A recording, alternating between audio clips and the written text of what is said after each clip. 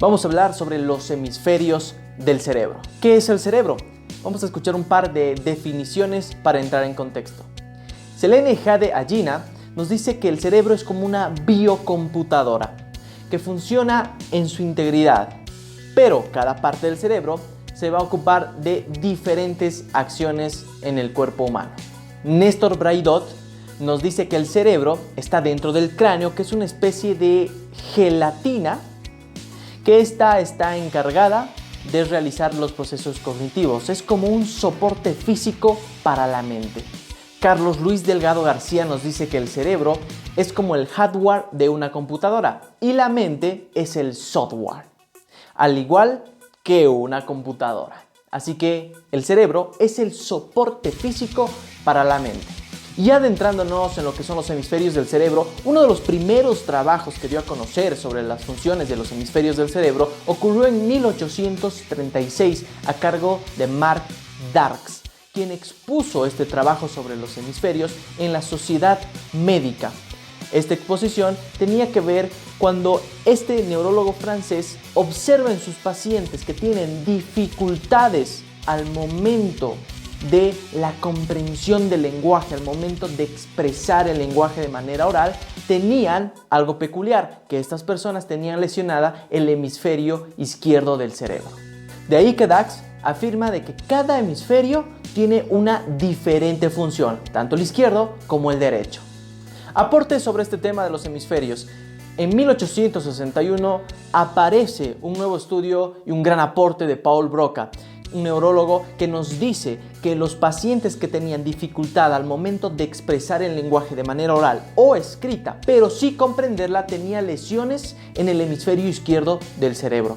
Otro de los grandes aportes sobre este tema es gracias a Roger Sperry ya en la década de los 70s, que él ganó el premio Nobel gracias a la investigación y el estudio sobre los hemisferios del cerebro y el cuerpo calloso como interconexión de ambos hemisferios. En este estudio ya podemos ver detalladamente cuáles son las funciones de ambos hemisferios.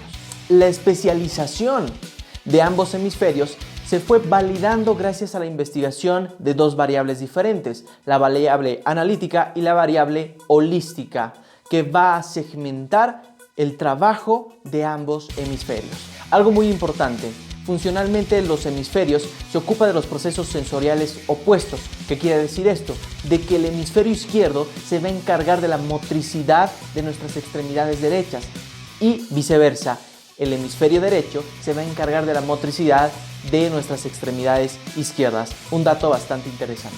La investigación de las variables lógicas va a dar a conocer cuáles son las funciones del hemisferio izquierdo, como por ejemplo los procesos verbales, la lógica, el análisis, el cálculo, el lenguaje, las secuencias, los ritmos, el sentido del tiempo. La investigación de las variables holísticas van a determinar el trabajo del hemisferio derecho, como ser la creatividad, la imaginación, los procesos no verbales, la visualización y la comprensión tridimensional, la orientación, el captar mediante las metáforas y el uso de las metáforas y la expresión y reconocimiento emocional. Y lo vamos a poner en un ejemplo para explicar un poco ambos hemisferios. Ante un problema, el hemisferio izquierdo se va a encargar de ver el todo y sacar segmentos o dividir en pequeñas fracciones para su análisis. El hemisferio izquierdo del mismo problema va a tratar de unir todos los detalles y solamente ver un todo. El hemisferio izquierdo se encarga más de los detalles. El hemisferio derecho se encarga de ver el todo, el global, lo general. Algo que podemos desmentir de esta información es que algunas personas dicen que los hombres o las mujeres somos muy de izquierda o muy de derecha, hablando de los hemisferios del cerebro. Obviamente, eso es falso. Todas las personas utilizamos ambos hemisferios, pero eso sí, algunas personas en algún grado, ¿sí?, va a funcionar mejor el lado izquierdo que el derecho o viceversa, pero funcionan los dos. No es que solamente va a funcionar el derecho al 100% y el izquierdo está totalmente muerto. A no ser que la persona sufra algún síntoma o alguna enfermedad, diagnóstico como por ejemplo el síndrome de Savant. De eso hablaremos en otro video. Y así hemos podido conocer un poco más sobre los hemisferios del cerebro. Soy Diego Roncal y nos vemos en un próximo video. Sígueme en mis redes sociales y no olvides de suscribirte en mi canal.